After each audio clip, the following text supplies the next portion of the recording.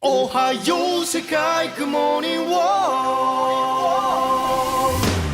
Halo coy, balik lagi sama Animin di sini. Dan kali ini gua akan lanjutin manga Dr. Stone chapter 199. Nah, pada chapter sebelumnya kita kan udah lihat bahwa setelah kebangkitannya dari pembatuan jilid kedua, Senku yang dibantu oleh Suika segera membuat 16 botol cairan kebangkitan dalam waktu kurang lebih selama setengah bulan untuk bisa membuat 16 botol cairan kebangkitan tersebut untuk membangkitkan ke-16 teman-temannya yang saat ini sedang berada bersama dengan Senku di Amerika Selatan. Selain itu, setelah berhasil membangkitkan kembali ke-16 teman-temannya tersebut, Senku akhirnya berhasil membuktikan teorinya tentang kekuatan Medusa setelah mendengar informasi yang diberikan oleh Tsukasa tentang kematian Hyuga sebelum sinar pembatuan mencapai mereka dan mengubah Hyuga menjadi batu.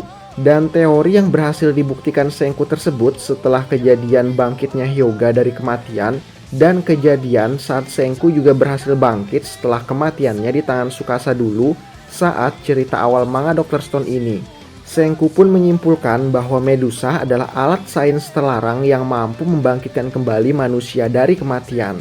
Selain mengetahui kebenaran dari kekuatan Medusa, pada chapter sebelumnya, demi untuk bisa mencapai Wayman dalang dari pembatuan yang terjadi di bumi dan pencipta alat sains terlarang yaitu Medusa, Senku pun akhirnya membuat cairan kebangkitan ke-17 untuk membangkitkan Seno, seorang ilmuwan yang ahli di bidang roket dan antariksa.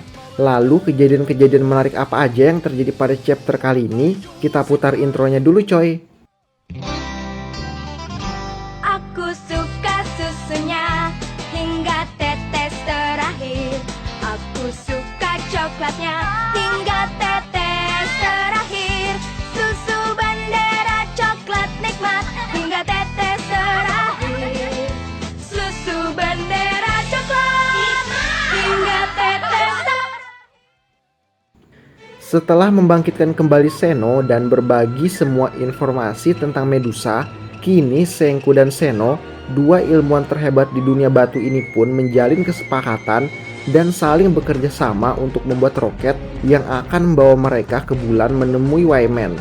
Dan untuk memulai proses pembuatan roket tersebut, meskipun beberapa orang warga kerajaan sains Senku masih meragukan Seno, Seno mulai kembali melakukan sains pertamanya setelah 7 tahun mengalami pembatuan, lalu membuat sebuah mesin yang mana menurut Gen, alat tersebut sangatlah mencurigakan.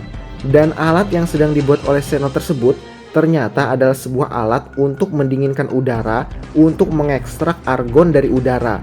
Nah, setelah mendapatkan gas argon tersebut, Seno pun melanjutkan langkah selanjutnya dengan memasukkan listrik ke dalam gas argon yang berada dalam sebuah tabung kaca, yang mana tujuan akhirnya adalah untuk membuat sebuah alat Geiger Counter.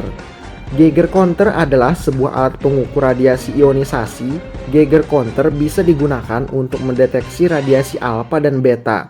Sensornya adalah sebuah tabung Geiger-Müller, sebuah tabung yang diisi oleh gas yang akan bersifat konduktor ketika partikel atau foton radiasi menyebabkan gas menjadi konduktif, dan umumnya yang digunakan adalah argon. Alat tersebut akan membesarkan sinyal dan menampilkan pada indikatornya yang bisa berupa jarum petunjuk, lampu atau bunyi, di mana satu bunyi menandakan satu partikel.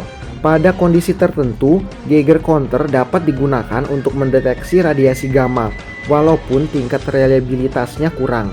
Nah, pada intinya alat yang dibuat oleh Seno tersebut meskipun sedikit mencurigakan, tapi alat tersebut berfungsi sebagai pendeteksi radiasi, di mana dengan alat tersebut maka mereka semua dapat mendeteksi keberadaan logam-logam langka yang bersifat radioaktif sebagai bahan pembuat roket yang akan mereka buat.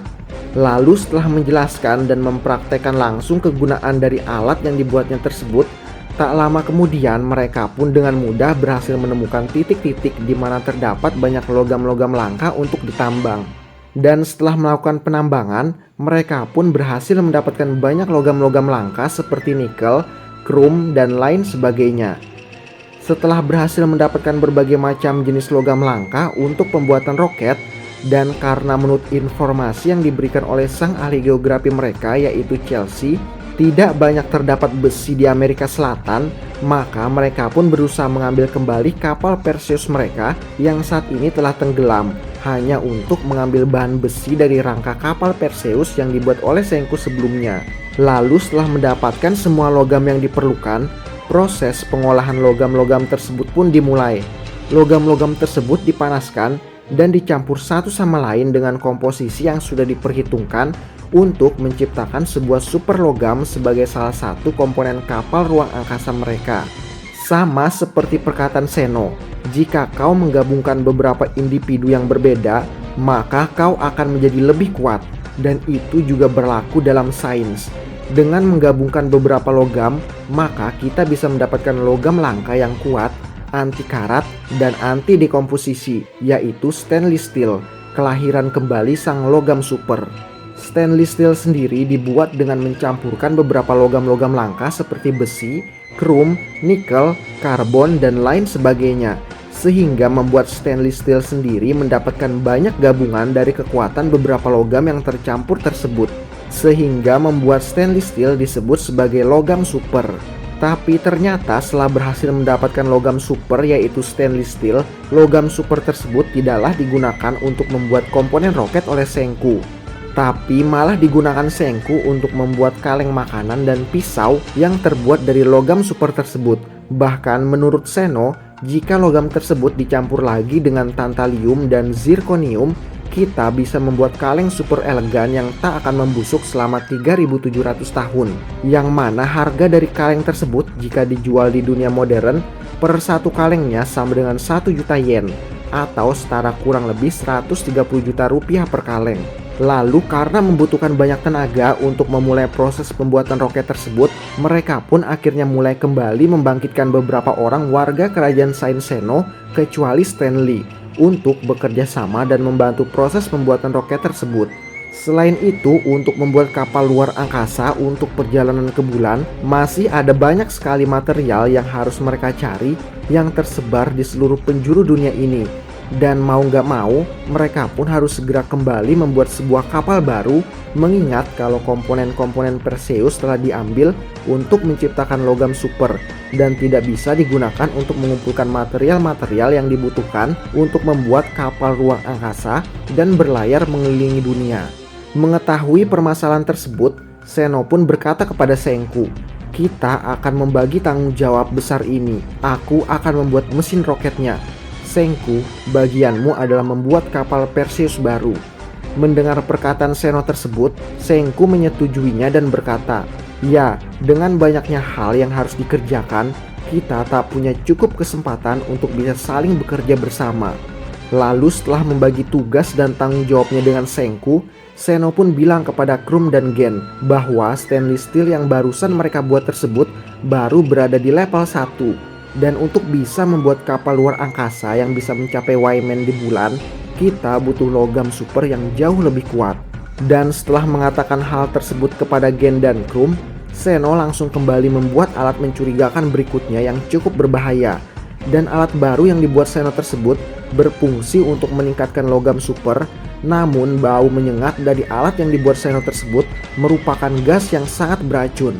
Bahkan menurut perkataan Zeno, memakai masker gas pun akan percuma karena gas tersebut akan terserap melalui kulit dan orang yang terpapar gas tersebut akan mati seketika. Nah, untuk mencegah kebocoran gas beracun dari alat yang dibuat oleh Zeno untuk meningkatkan logam super tersebut, maka sebelumnya Zeno telah membuat stainless steel yang dikatakannya masih berada di level 1 tersebut terlebih dahulu untuk mencegah gas beracun tersebut bocor dan membahayakan bagi manusia. Setelah membuat alat baru yang berbahaya tersebut, Zeno pun berkata kepada Gen dan Krum, agar kita bisa terus menambang biji di masa depan dan meneruskan jalan perkembangan sains ilmiah, aspek negatif seperti racun itu tidak terhindarkan. Jadi pasti akan ada orang yang mengecam hal tersebut, dan aku akan menerima semua kecaman tersebut menggantikan kalian dan akan disebut sebagai Dark Scientist. Zeno pun melanjutkan perkataannya, kau bisa menghiraukan semua gangguan-gangguan sepele dan bisa dengan bebas meneruskan sainsmu Senku. Karena Senku adalah seorang like scientist. Dialah orang yang bisa memimpin semua orang menuju masa depan. Lalu setelah semua orang mulai kembali dibangkitkan dan mulai bekerja sama, maka tak lama kemudian kota Stanley Steel pun terbentuk berkat gabungan kekuatan dua ilmuwan jenius, yaitu Senku sebagai Light Scientist dan Seno sebagai Dark Scientist. Lalu dengan gabungan kerjasama kedua ilmuwan hebat tersebut, bisakah mereka membuat roket dengan mudah? Penasaran sama kisah selanjutnya? Kita lanjut ke chapter berikutnya aja ya coy. Nah itu dia coy, manga Dr. Stone chapter 199. Terima kasih sudah menonton video kali ini. Jangan lupa like, komen, dan subscribe. ありがとう君